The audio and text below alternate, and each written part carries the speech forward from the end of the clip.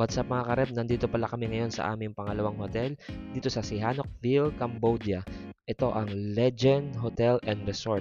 Ito pala yung loob ng room namin mga kareb. Sobrang linis, sobrang ganda. At ito palang Legend Hotel mga kareb is a 5-star hotel. May gym din sila dito sa loob ng hotel mga kareb. Syempre, pump muna tayo bago tayo lumamon. Pag-akyat namin mga kareb dito sa 22nd floor, nandito ang kanilang resto bar at ang kanilang pool. Sobrang laki ng kanilang dining area. Ito pala mga kareb yung in-order naming pagkain sa kanila. Syempre, hindi mawawala yung kape. Yung pagkain naman mga kareb, hindi ko alam kung anong tawag dyan. Basta, tinuro lang namin sa menu. At ito na nga, after namin kumain, syempre pumunta na kami rito sa kanilang pool. Yan mga kareb, sobrang ganda at sobrang laki. Makikita nyo din dito mga kareb, no? Sobrang ganda rin ng kanilang overlooking view. Kita ang city ng Sihanoukville. O siya mga kareb, maliligo na muna kami habang solo pa namin yung pool.